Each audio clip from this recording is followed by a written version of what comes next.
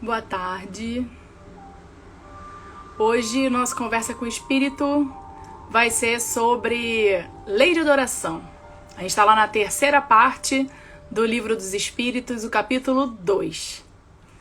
Eu tô esperando só que a Antonielle entrar.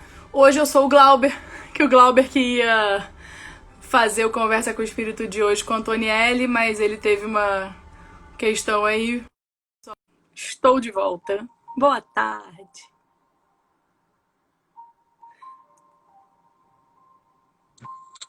Olá! Oi! E aí, tudo bem? Tá me ouvindo bem, Rê? Tô. Tá me ouvindo direitinho? Sim. Então, vamos que vamos. Vou fazer a prece para a gente poder começar a nossa conversa com o Espírito de hoje. Esther sempre assídua, né? Isso. Obrigada aí pela participação, viu, Esther? Com ótimas frases e ótimas perguntas também, né? Então, vamos lá.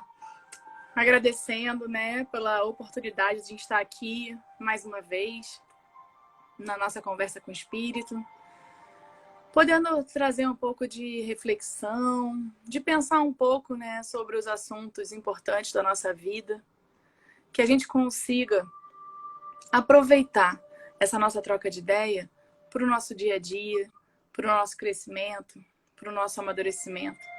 Então pedimos à espiritualidade superior que nos oriente, nos inspire, nos ajudando aqui nos nossos estudos a passar o melhor e a tocar bem fundo de todos nós com o que realmente importa.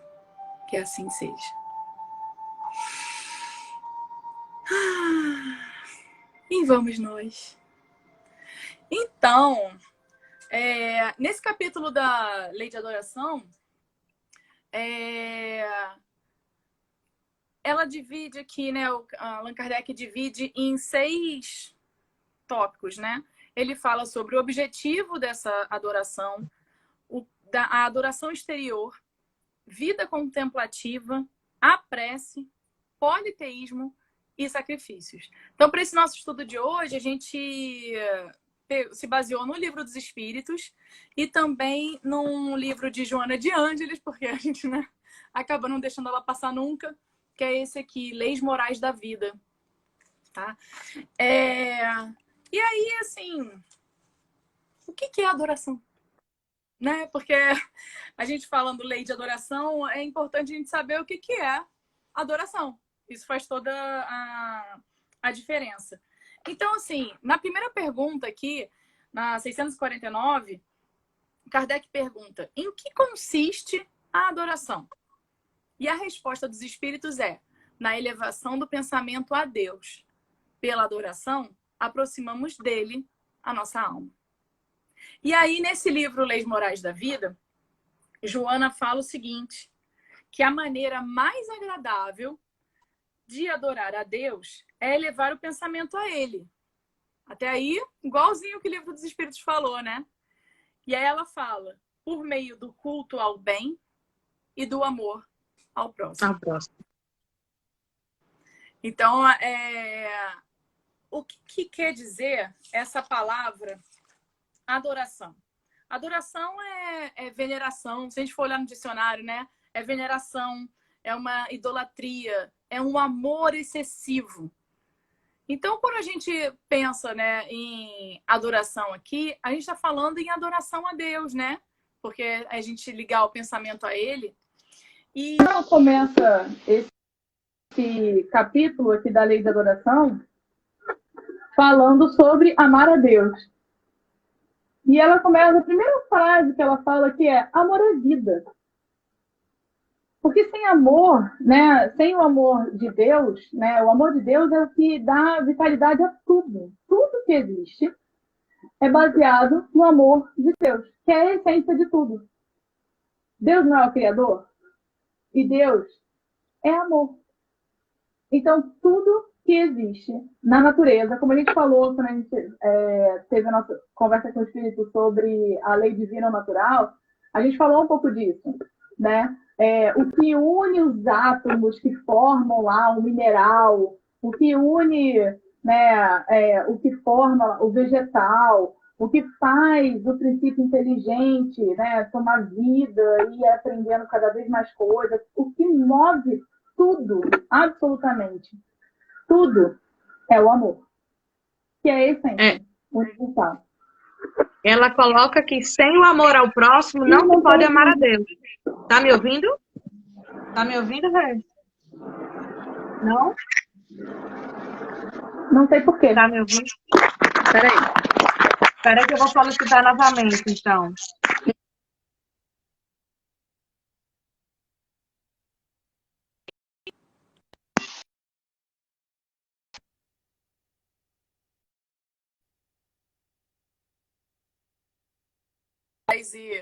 Eu não sabia nem que estava ligado. Deixa ela voltar aqui.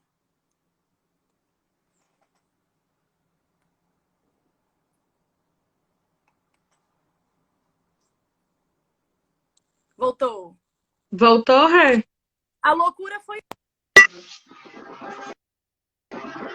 Porque ligou aqui num fone Bluetooth. Seu áudio começou a sair no meu fone de ouvido aqui. Eu achei que estava desligado dentro da caixinha e o negócio começou a sair. Vai entender.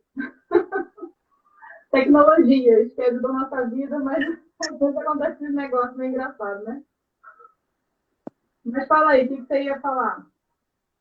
Eu tava falando que tem... Tô escutando mesmo na caixinha.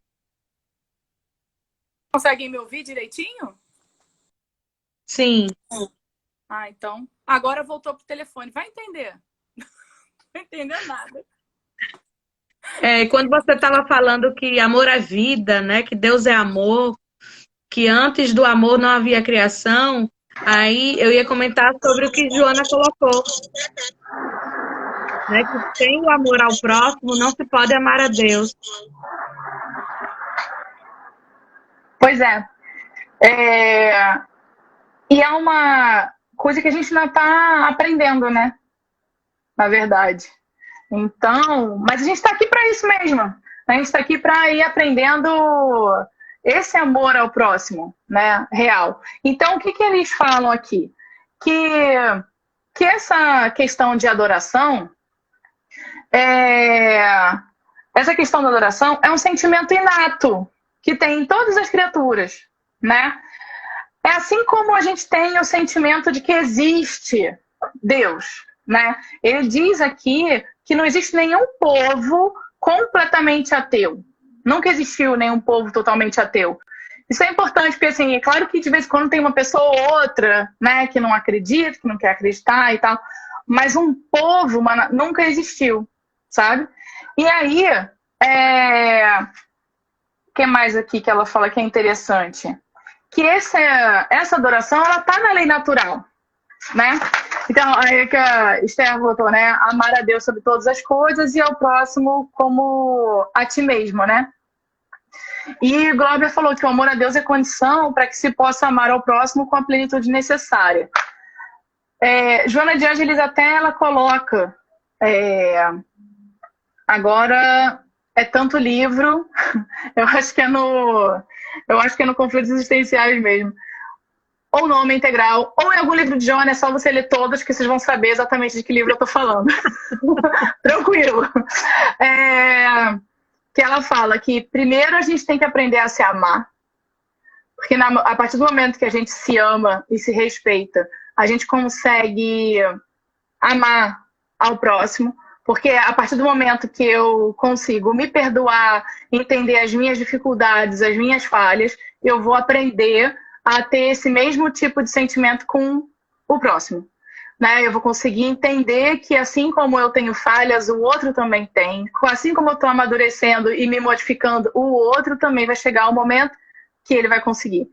E aí, quando a gente começa a amar ao próximo e a todas as criaturas, a ter respeito pela natureza, a gente começa a realmente a entender esse amor a Deus. Porque é uma coisa muito maior, né? É uma coisa muito maior.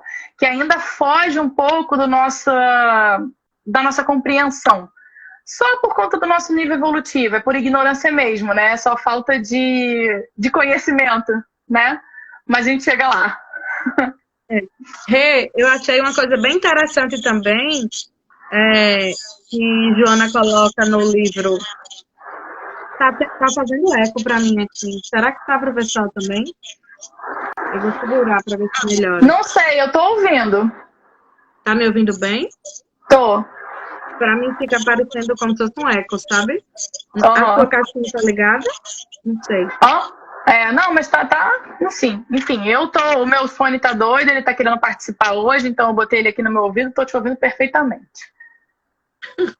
Depois a gente vê se o pessoal tá conseguindo ouvir bem. Colocar algum feedback aí pra gente, tá, pessoal? O que eu ia falar é em relação ao egoísmo, quando ela coloca essa coisa de amar a Deus, né? Que a gente tem que colocar, romper essa caixa escura do egoísmo que ela coloca, né? Não podendo o homem romper a caixa escura do egoísmo, ó, também tá aparecendo eco, Rê. Pois é, mas de onde vem esse eco? Tem o eco, mas dá para ouvir bem? Responde aí, povo, para ajudar. Bem, eu vou continuar então. Vai Parece lá, que agora deu uma melhorada. Vai, fala aí. Não podendo o homem romper a caixa escura do egoísmo, saindo de si na direção da criatura, sua irmã, dificilmente compreenderá o impositivo do amor transcendente em relação à divindade. É isso. É bem o que ela falou com outras palavras, né, no outro livro, porque... Deixa eu ver. Vai entender, né? Vai entender o que acontece com essas tecnologias. Quando eu falo, eu escuto a minha voz saindo aí na caixa de som sua. Aí fica como se fosse um eco, eu não consigo, fica dando interferência, entendeu? E que coisa. Eu tô ouvindo você só pelo meu fonezinho. Então não tem nem como sair pelo celular e voltar aqui. Eu não sei por quê. Mas enfim, essas coisas acontecem, ainda mais no negócio ao vivo. Vamos tentar então, porque ele tá bem alto, sabe? Mas vamos tentando então. Então, aí aqui no Livro dos Espíritos, depois que ele fala desse objetivo, né, dentro da adoração, que é essa nossa ligação com Deus, né? Eles vêm falando da adoração exterior, né? Então, ele pergunta o seguinte: essa adoração que a gente faz a Deus, ela precisa de manifestação exterior? Tem essa necessidade? Porque a gente está muito acostumado, né, aos rituais, aos templos, a esse tipo de coisa, né, que é o momento de adorar a Deus. Então aqui todo mundo se reúne e vai adorar. Só que a resposta é muito fantástica. E várias horas eles falam a mesma coisa aqui. Eles falam que a verdadeira adoração está no coração. Então não é um ato que eu pratico exterior, né? E aí depois eles falam um negócio muito bom, que em todas as nossas ações a gente tem que lembrar que o Senhor está olhando. Tipo assim, Deus vê tudo, gente. Deus vê tudo. Então, se a gente entra e tá num local fazendo uma super adoração exterior, que Deus é fenomenal, Deus é fantástico, Deus acima de tudo, amor, é lindo. Aí sai na rua, leva uma fechada no carro, faz o quê?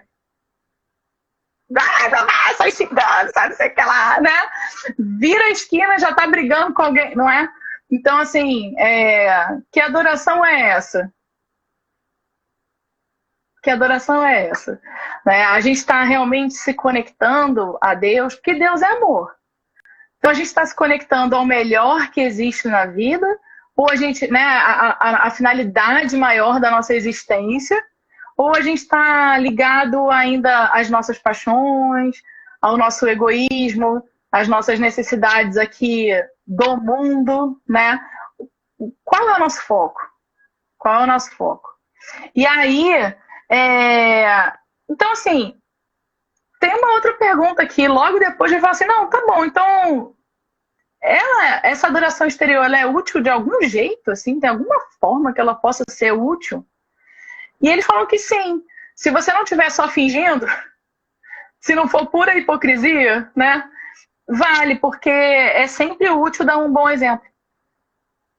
Então, na hora que você está fazendo uma adoração exterior e você está, né, tentando levar a mensagem do que você acredita, levando lá a sua fé, a sua esperança, seu entendimento, o que a gente tem agora ainda, né, de amor, tal, realmente aquilo vai ser útil para quem está vendo a gente. Aqui a Maura falando, é no momento difícil que a gente tem que ser mais confiante em Deus. Aí é que se prova que a gente tem fé. É porque isso aí a gente vai falar bem, assim, a gente vai falar hoje com certeza um pouquinho mais pra frente, que Joana, ou a gente pode falar agora, não, a gente fala daqui a pouco, para não quebrar, que ela fala da questão do agradecimento, né? E na última parte aqui do Livro dos Espíritos, eles falam em sacrifícios, que tem um pouco a ver com isso aí, com essa questão do agradecimento. A gente vai chegar lá. Importante demais nesse assunto que a gente está falando hoje. E aí tem uma questão que é bem interessante, que é a 654, que ela fala se Deus prefere alguma forma de que a gente faça adoração. Tem alguma forma que ele prefere mais? Você me dá uma fórmula, um jeitinho que eu vou anotar aqui, né, para eu fazer, que de repente dá certo, né, dá mais certo. E aí, a resposta é clara, né? Deus prefere os que o adoram do fundo do coração, com sinceridade, fazendo bem e evitando o mal. Então, assim, a adoração a Deus, bem simples. É bem simples. Só não é simples porque a gente complica tudo. Porque, na verdade, o amor é uma coisa super simples. É uma coisa super leve. Mas a gente está tão acostumado com as nossas emoções, os nossos sentimentos que a gente conhece, que são mais pesados e que prendem a gente aqui, que a gente acaba complicando. Mas é o que a Esther botou ali. A única forma é a sincera. Tem que vir do fundo do nosso coração. Não existem palavras certas, um tamanho ideal de uma prece. Não existe isso. O que existe é qual é a sua intenção? O que te move a fazer essa prece? Né? O que te move nesse momento ali de adoração? Né? Então, se você, ele fala assim, se a gente só aparenta, por exemplo, adoração a Deus é qualquer bem que eu faço. Mas se eu aparento ser piedoso, mas só por fora, se isso não vem de dentro, não adianta. É hipocrisia. Não vem do coração. Não é a minha intenção real ter piedade com aquela pessoa, né? E aí, se eu tenho uma adoração também muito afetada, porque eu confio em Deus, porque eu tenho fé, porque Deus é maravilhoso, Deus é...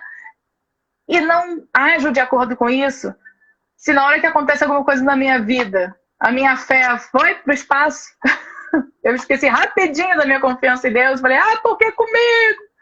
Né? Já não adiantou. Não está adiantando, não está servindo, né?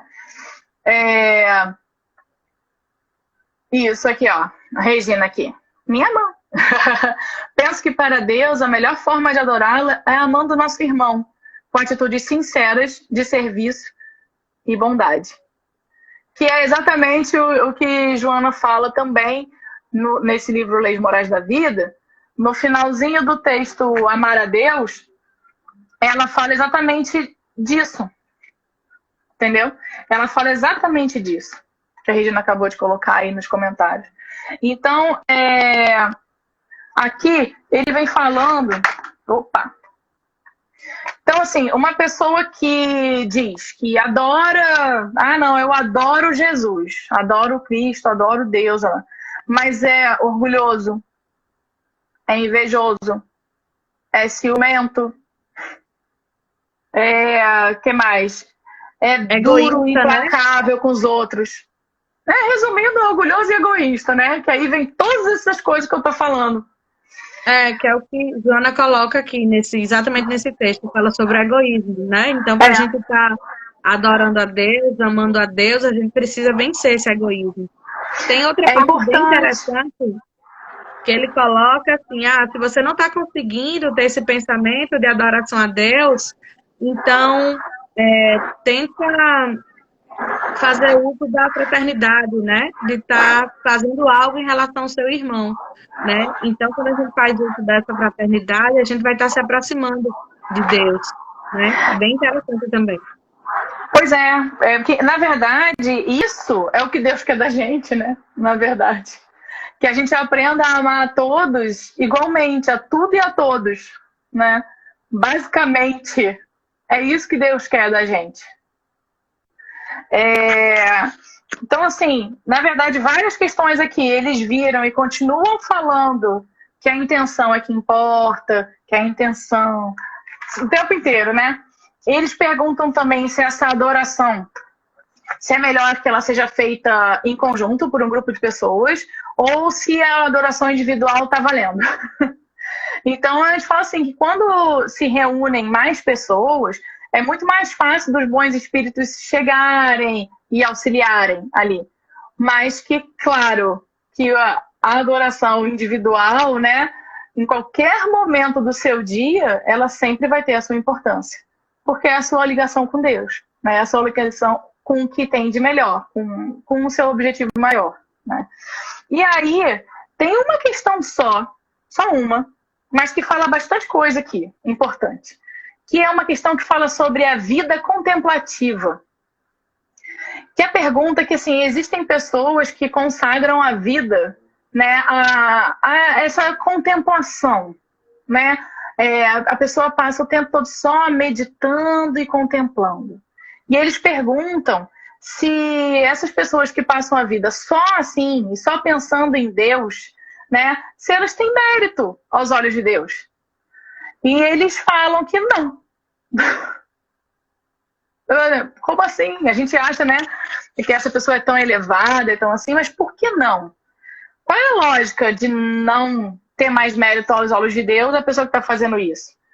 Porque eu falo o seguinte, que se eles não estão ali, eles estão nessa vida de contemplação, eles não estão fazendo mal, estão isolados, né? Então não está fazendo mal, mas também não está fazendo bem. E não fazer o bem é um mal, né? E aí isso a gente viu quando estava estudando a parte de lei divina ou natural. E aí tem uma questão aqui, que é a 642, que eles perguntam, né, se basta não fazer o mal para ser agradável a Deus. E aí a resposta é que não, que a gente precisa fazer o bem no limite das nossas forças, pois cada um vai responder por todo o mal. Olha isso, a gente vai responder por todo o mal que tiver sido feito por um bem que a gente tenha deixado de praticar. Então, se eu deixei de fazer um bem e isso resultou algum mal para alguém ou para a humanidade de alguma forma, né, para o universo de alguma forma, aquilo é minha responsabilidade. Porque se eu tivesse feito o bem com todas as minhas forças, aquilo não teria acontecido, né? Então, eles falam também uma coisa muito interessante, né, que Deus quer que a gente pense nele. Claro que ele quer que a gente pense nele. Mas ele não quer que a gente só pense nele. Por isso que ele deu várias obrigações pra gente, né? A gente tem vários deveres para cumprir aqui na Terra. E não é à toa. Então, ao longo dos nossos deveres e da nossa vida no mundo, né? A gente, sim, deve pensar em Deus. O tempo todo, ok. Mas nunca deixando de cumprir os nossos deveres. Nunca deixando, né, essa nossa vida material de lado. Até porque, para a gente estar aqui encarnado, minha gente, cara, é uma trabalheira imensa para planejar uma reencarnação. Existe, nossa, são tantos espíritos envolvidos para dar para a gente essa oportunidade de estar aqui, na carne, né? Com a nossa família, com o nosso trabalho, com a nossa realidade toda que nos cerca e tal. Para a nossa evolução, para o nosso amadurecimento, para o nosse crescimento, que se a gente passa essa vida sem aproveitar das coisas do mundo, nessa visão de crescimento individual, de transformação pessoal, caramba, o trabalho deles foi em vão, né? A gente está aqui para batalhar, para trabalhar. Tanto que a próxima lei que a gente vai ver é a lei de trabalho, né? Não à toa. Rê, e complementando o que você está dizendo, e o que Esté colocou aí, né? Jesus disse que onde uma ou mais pessoas estiverem em meu nome, eu vou estar. Aí entra o segundo tópico, né, do livro, né? Leis Morais da Vida, que é justamente a oração do lar, né? E entra exatamente a prece no Livro dos Espíritos. Olha que coincidência! É bem interessante que eles falam aqui, né? Da oração no lar, né? Que Joana traz aqui no livro, né? Então, a transformação do lar em célula viva do cristianismo operante constitui labor impostergável. Gente, é o local que a gente tem que começar toda essa transformação. Dentro da gente e principalmente aonde? No nosso núcleo familiar. No nosso núcleo familiar. A gente tem que ser uma célula viva, né? Cada lar. Imagina se cada lar vira uma célula viva do cristianismo real, né? Do cristianismo real. É isso que eles falam aqui, essa adoração com coração, com uma intenção real para o bem. Imagina se a gente consegue fazer do nosso lar, que é o nosso refúgio, né, do dia a dia e tal, a gente consegue fazer isso. É um espetáculo, não precisa de mais nada. Na verdade, não precisa de mais nada que eu digo, porque se a gente consegue, no lugar que a gente está mais à vontade, que a gente é mais a gente mesmo, que é onde a gente... Cara, você chega em casa, você é você real, oficial. Você não é você cheio de máscara. É você mesmo. Se a gente consegue transformar essa célula da sociedade num lugar de paz, de harmonia, o melhor que a gente puder, é claro, né? O que a gente vai fazer nos nossos outros lugares de trabalho, de tudo? Não tem como não ser melhor ainda. Porque geralmente a gente... Fala. Tem um parágrafo que ela coloca bem bacana em relação a isso, da oração, né? Que é: no lar lucilado pela oração em conjunto, onde, a par do exemplo salutar dos cônjuges, a palavra do Senhor recebe consideração e apontamentos superiores, ao menos periodicamente, que tem a ver a importância de ser constante, né? Os dramas passionais, as ocorrências infelizes, os temores e as discórdias cedem lugar ao quê? A compreensão fraternal. Caridade recíproca. Paciência ao amor. Você sublinhou as mesmas coisas que eu.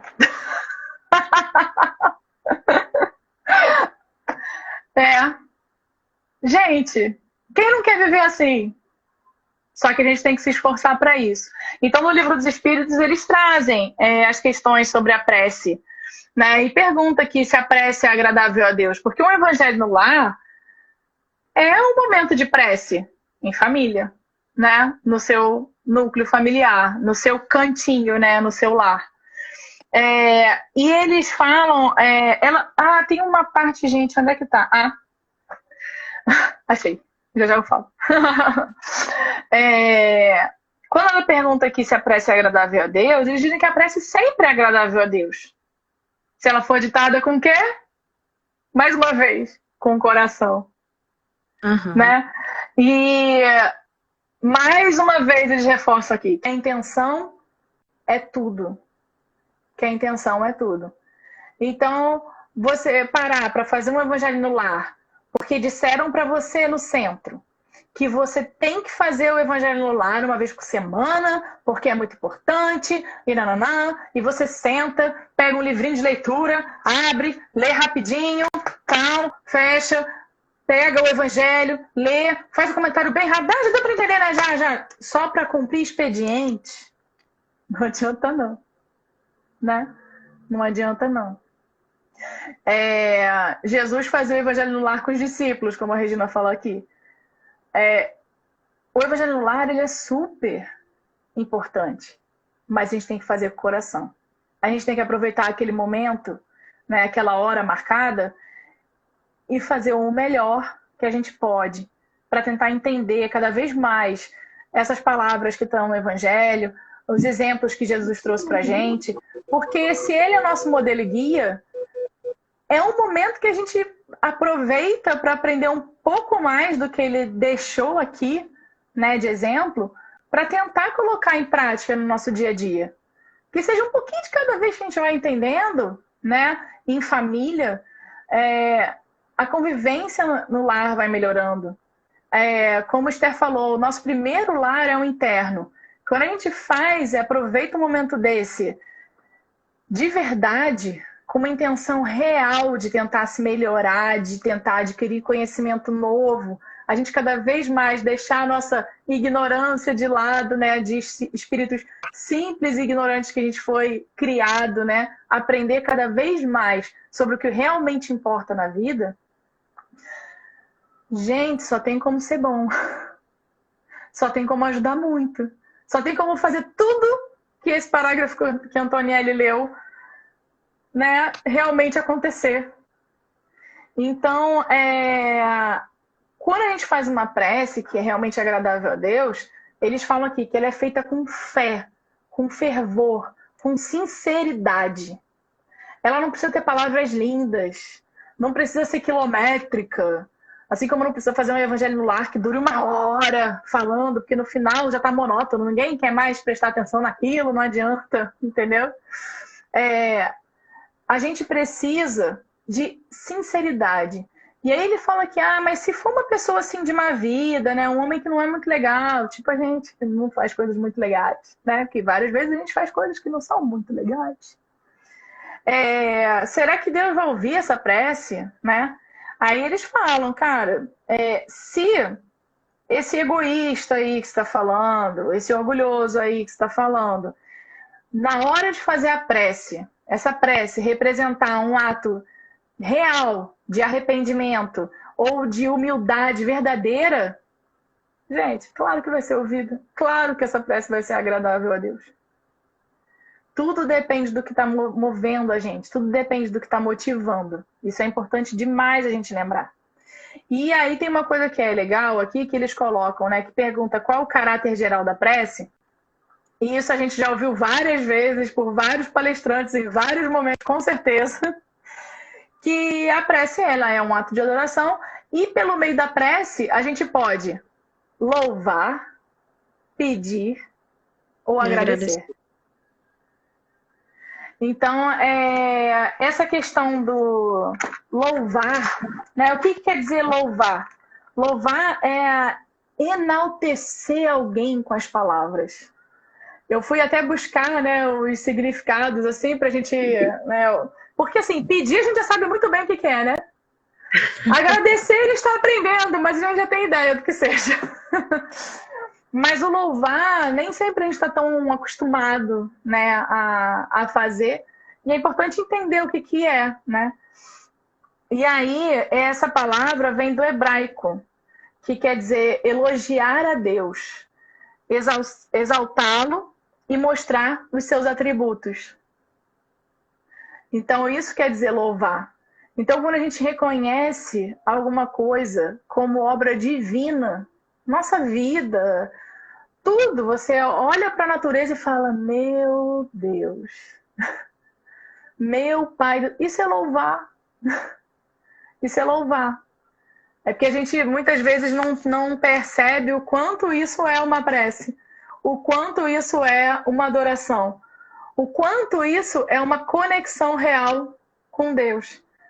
Porque na hora que você olha para um céu azul, sente esse vento no rosto, essa coisa, a gente não se sente leve. Não é bom demais. Às vezes a gente fica achando que se conectar com Deus é um troço super difícil, que está muito distante da gente. Mas um momento desse já é uma conexão com Deus. E essa intimidade a gente não vai adquirir de uma hora para outra, né? Às vezes a gente faz uma prece meio assim, sem estar muito firme, mas que cada vez que a gente vai se aproximando mais, a gente vai conseguindo ficar mais próxima, mais perto, né? Que é aquela coisa da gente conversar mesmo. E é incrível como a gente recebe sinais, às vezes a gente que não consegue tá interpretando direito, porque às vezes a gente está muito inquieta, né? Mas essa intimidade com Deus, ela requer tempo também, né? E você está falando esse negócio de intimidade, e tem uma coisa aqui que eles falam, né? Que o essencial não é orar muito, mas orar bem. E tá explicando, né? Por que isso e tal. E aí ele fala aqui que a prece é um estudo de si mesmo. Gente, a prece é um estudo da gente mesmo. É um momento de meditação, é um momento que está só a gente com o nosso interior. É uma hora que a gente tem que parar e se ouvir. Você está pedindo o quê? Por que você quer isso? Para quê? Por que você acha que isso vai ser importante para a sua vida? Você está agradecendo? O que você está agradecendo? Você tem gratidão a quê? Só as coisas boas? Ou a tudo que acontece na sua vida? Você está louvando? Você tem fé? Você tem certeza de que tudo o que acontece na sua vida é para o seu bem? Você tem certeza de que o universo inteiro, que é amor puro, conspira a seu favor? Só para o seu bem? Então é o momento da gente parar e pensar isso. E refletir. Né? Eu lembrei, sabe de quê, Rê? Agora, quando a gente está fazendo nossas orações, a gente faz assim, né? Que tem a ver com aquela coisa que a gente não compreende o todo, né? Por completo, que a gente é muito pequeno ainda, a gente não consegue ver o todo. A gente faz, eu queria muito isso. Mas assim, que faça a sua vontade. E lá no fundo a gente faz, mas você sabe o que eu quero, não é? Nem que a sua vontade podia ser a minha, né? Pô, não custava nada. Mas, gente, isso ainda é muito nosso, né? Às vezes a gente está passando por uma dificuldade e vai fazer uma prece. Ou você vê um outro passando por uma dificuldade também, tanto faz. Você faz uma prece por aquela pessoa, ou por você, ou enfim, pedindo que aquilo acabe, né? Assim, que aquela prova passe, né? Que aquilo não precisa ser daquele jeito e tudo. E eles perguntam aqui se a gente consegue mudar as provas, né? Se existe essa possibilidade da gente mudar as nossas provas com uma prece, dependendo do pedido que eu faça, né? E aí eles falam assim que muitas das provas elas não vão ser alteradas porque a gente está pedindo, porque a gente precisa mesmo passar por elas, porque é um bem pra gente. Às vezes é uma coisa que a gente está entendendo como uma coisa ruim, mas na verdade não é, né? É uma coisa que a gente não tem capacidade de entender ainda, pela nossa falta de conhecimento mesmo, né? A nossa falta de amadurecimento do nosso estado atual. Mas que aquilo é bom. E aí eles falam que é o seguinte, Deus, ele sempre vai levar em consideração a nossa resignação. Então, será que essa prova a gente aceitou com resignação? A gente já passou por tudo que a gente precisava? E na hora que a gente está fazendo essa prece, não, poxa, mas ele está levando isso tão bem, né? Aquela pessoa está levando aquilo tão bem. Dá para abreviar. Ah, não dá para abreviar mesmo assim, mas vamos mandar uns bons espíritos para dar uma força? Para dar uma coragem? para dar aquela sopradinha no ouvido, dar aquela ideia perfeita para a pessoa com as pernas dela sair daquela questão e ela conseguir resolver. Então a prece ela sempre vai ajudar. E aí a Esther está falando, que é aquela velha história de se não é bênção, é lição. E acaba sendo uma bênção, porque toda lição é uma bênção no final das contas. Então, tem coisa que tem uma aparência ruim no início, né? Que pode ser difícil para a gente passar, mas o resultado, a consequência daquela coisa, vai ser boa para a gente no final das contas. Então, nunca desistir de fazer a prece, porque essa prece ela pode não resolver completamente o problema, porque ele depende da nossa ação, do nosso movimento para ser resolvido. Mas que vai vir uma inspiração, uma ajuda, uma força absurda, né? Isso vai. E, poxa, isso é maravilhoso já, né? Já ajuda pra caramba. E aí tem uma coisa aqui que é muito interessante também, que eles falam o seguinte: cara, adianta eu rezar, fazer uma prece pedindo o perdão das minhas faltas? Porque eu fiz bobagem. Será que adianta eu pedir, por favor, me perdoa, perdoa? Adianta? Então, a gente vai, claro, Deus sempre vai perdoar. Ele é amor puro, isso é um fato. Mas o perdão real das nossas faltas, a gente só vai conseguir ter de verdade quando a gente mudar a nossa conduta. Enquanto eu continuo insistindo naquela mesma questão, e só quero perdão porque eu estou me sentindo mal, né? Porque a consciência pesa. Isso não vai adiantar. Vai adiantar eu tomar consciência real de que aquilo não é legal e mudar de atitude. Fazer diferente. E as boas ações, eles complementam aqui, né, a resposta que fala sobre isso, eles complementam que as boas ações são a melhor das preces. Porque os atos valem muito mais do que as palavras. Uhum. Então, isso mas reconhecer também já é um passo, né, Rê? Porque aí, imenso. À medida que você reconhece seus erros, já é um passo para você tentar modificá-los, né? Se a gente não reconhecer, a gente não tem nem como modificar, porque se eu não fiz, eu tenho que mudar o quê? Se eu não sou assim, por que eu tenho que mudar? Né? Então, isso é bem importante. Aqui no Livro dos Espíritos, o tempo passa rápido. Aqui no Livro dos Espíritos, ele fala sobre o politeísmo também. Por que o politeísmo, né, ele é uma das crenças mais antigas e mais difundidas, se isso é uma coisa que não está certa, né? Se a gente tem um Deus único, né? E aí eles explicam que a concepção, né, de um Deus único, ele só teria como existir do homem que já desenvolveu as suas ideias. Porque pensa só, como é que um homem totalmente, assim, ainda ignorante, né? Por falta de conhecimento mesmo, como é que ele ia conseguir conceber a ideia de um ser imaterial, sem forma, difícil. Pra gente é difícil. Imagina, pra gente hoje, que eu tô querendo dizer, né? Imagina a gente há mais tempo atrás, evolutivamente falando. Muito difícil. Então, tudo que eles viam de sobre-humano, falar assim, cara, isso aqui um ser humano não tem a menor capacidade de fazer. Não tem. Então, tudo que eles viam de sobre-humano, eles entendiam como... então isso aqui foi Deus. E aí, como eram muitas coisas, a chuva, o vento, o sol, a lua, sei lá o que, enfim, várias coisas,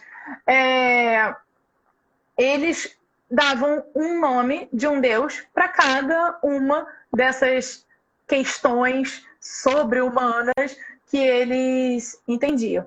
Agora, sim, eles chamavam de deuses tudo que para eles era diferente do natural, do normal, né? Do entendível por eles ali. Então, assim, manifestações espíritas existem desde sempre, né? E então, quando essas coisas aconteciam, e os profetas, e enfim, aquelas pitonisas, enfim, vinham falar alguma coisa, todos eram tidos um pouco como deuses. Por quê? Porque é sobre-humano. Porque era sobre-humano, né? E então, era como eles entendiam. Era só uma forma de chamar. Não quer dizer que é como o Deus único que a gente entende hoje. Era um outro tipo de entendimento e um outro jeito de nomear aquelas situações e aquelas criaturas, entendeu? Responsáveis por isso. Então, uma pessoa que soubesse muito mais que a outra era considerada um gênio, um deus, né?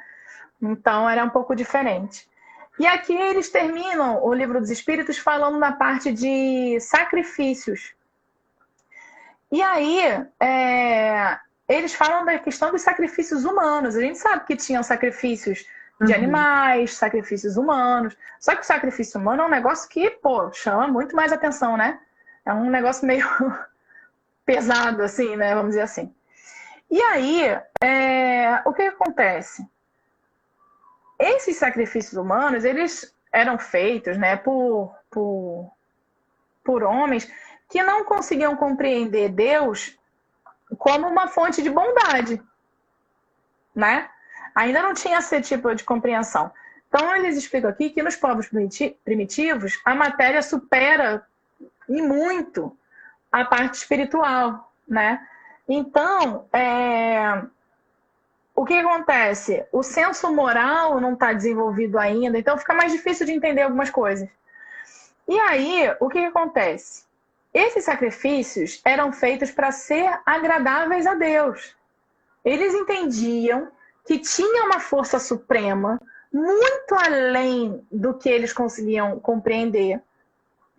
E eles queriam ser agradáveis, eles queriam dar alguma coisa que fosse muito importante. Então, eles pensavam que o valor do sacrifício, pensavam que esse valor desse sacrifício fosse proporcional à importância da vítima. Então, o que é mais importante? Um animal ou um ser humano? Ah, um ser humano vai ser um sacrifício bem maior. Então, no início eles faziam sacrifícios animais, depois passaram a fazer sacrifícios humanos. Só que assim, eram pessoas tidas como importantes assim para eles. E eles falam aqui, né, que era uma ideia falsa de ser agradável a Deus, né? Eles acreditavam que estavam sendo agradáveis a Deus, mas era uma falsa ideia. E aí eles falam que vê de Abraão, que Abraão, ele foi sacrificar o próprio filho, que era um filho único, né? Ele foi oferecer aquele filho em sacrifício porque ele ouviu que ele tinha que fazer aquilo. Isso aí, gente, é um símbolo do quanto você está disposto a sacrificar da sua vida material para Deus. O quanto você está disposto a se doar, a doar do que você conhece, né, para o bem maior. E ali nesse sacrifício de Abraão, ele foi, quando ele sai para o sacrifício, levando o filho, ele diz que vai voltar, que eles iam retornar, que ele estava indo, mas que eles iam retornar.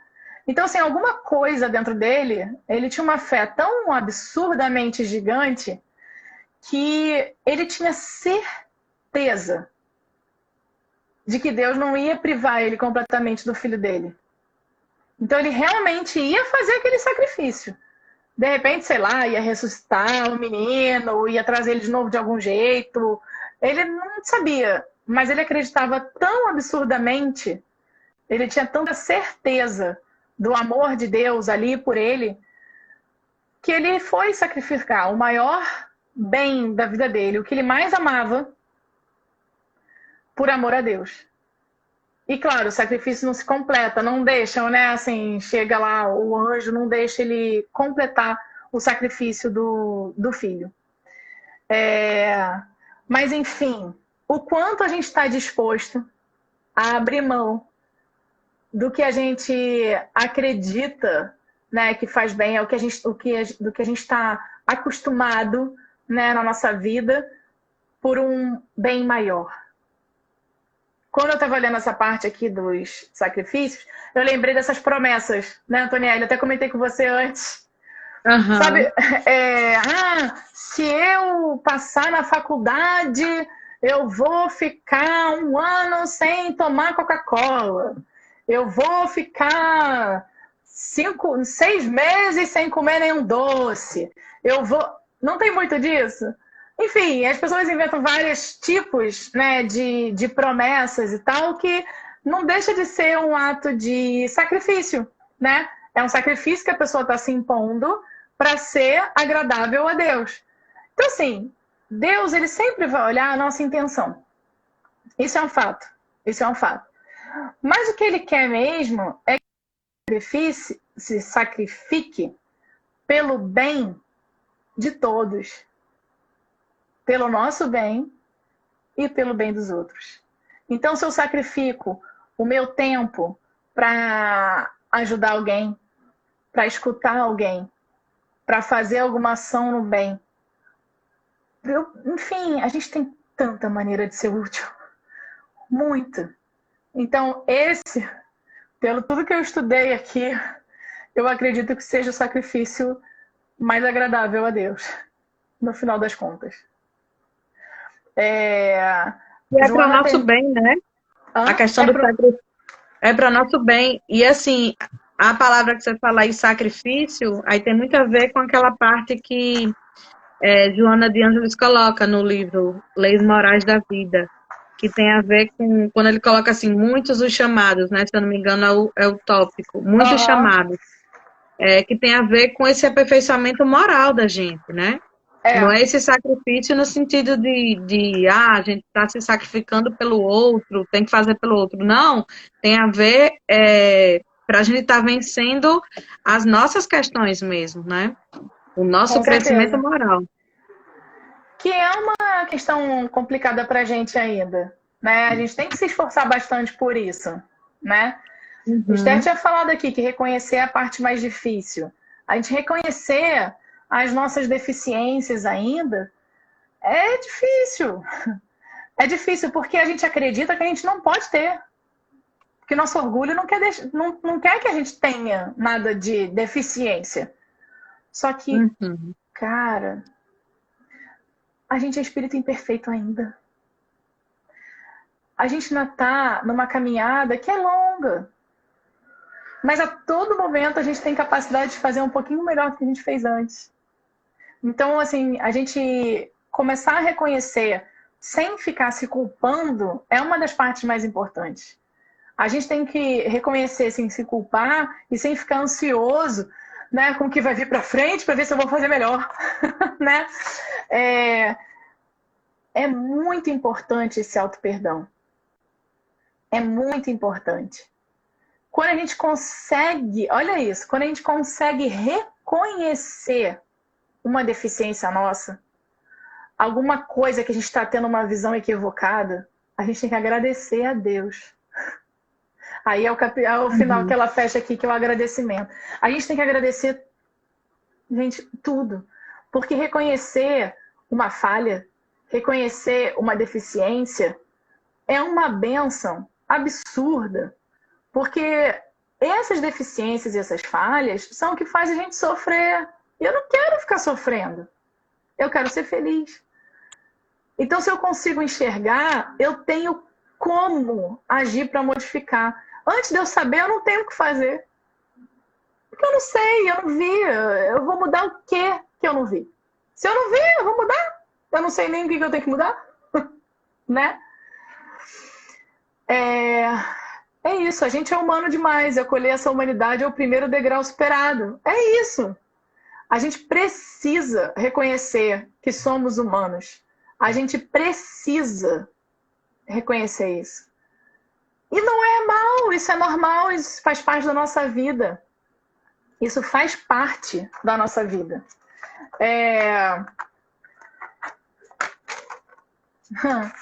Opa. De nada. Agradecendo aqui.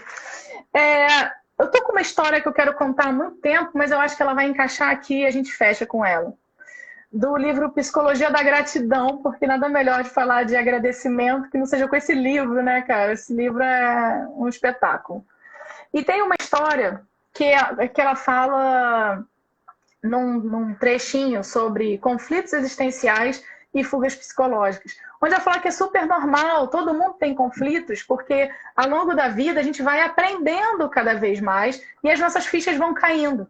E na hora que a ficha cai, a gente percebe o erro que a gente cometeu antes. E isso gera um conflito, que é para ser trabalhado. Nada além disso. Não é para a gente ficar se culpando por ter o conflito. Não! Ele está ali para sinalizar para a gente onde que a gente tem que modificar as coisas, sabe? E aí tem uma história que é do monge do escorpião. Tinha um monge budista que estava caminhando em direção ao monastério com alguns discípulos. E aí eles passam por uma ponte e quando eles olham assim para o rio, tem um escorpião se debatendo na água, se afogando, né? E aí o monge se apieda daquele escorpião, desce e vai pela margem do rio, coloca a mãozinha dele lá, pega o escorpião. O que vocês acham que acontece? O escorpião, pum, pica a mão dele.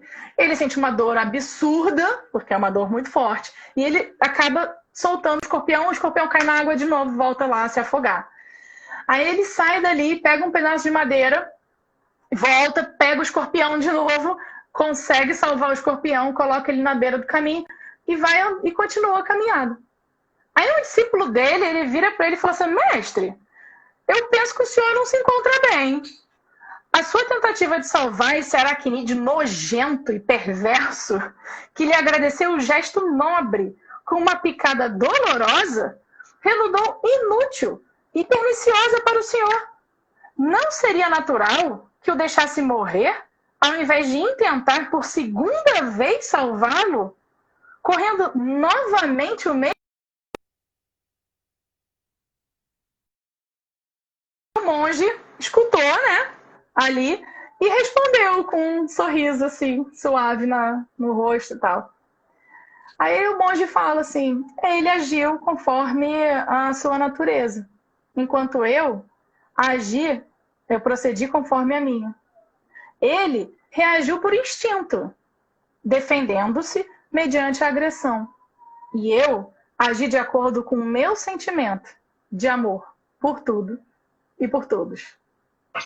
Então essa história, na verdade, ela mostra a superação dos conflitos, sem uma tentativa de fuga psicológica para transferir uma responsabilidade. Tipo assim, ele me feriu, então deixa ele pra lá. Entendeu? Isso é uma fuga nossa.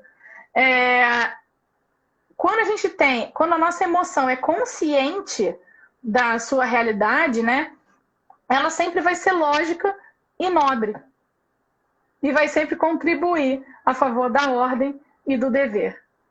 Aí ela fala aqui: não se escusa, não se justifica, não transfere as atividades que lhe dizem respeito para os outros, contribuindo em favor do bem onde quer que se faça necessário. Tampouco se inquieta com a ingratidão, porque reconhece que cada ser se movimenta no seu nível de consciência e de discernimento que lhe é próprio. A gente começa a se entender e assim a gente começa a entender aos outros. Eu acho essa história é realmente fantástica. Eu acho que a gente tem muito a agradecer, né, por todos esses esclarecimentos, essas nossas fichas que caem no nosso dia a dia e fazem a gente reconhecer cada vez mais quem nós somos, porque só assim a gente vai entender o que realmente louvar a Deus, a gente vai entender o que a gente realmente deve pedir, a gente vai entender realmente o que significa agradecer. Muito obrigada, espiritualidade querida, que tanto nos auxilia nesses momentos. Graças a Deus. Tchau, tchau, gente. 3 segundos.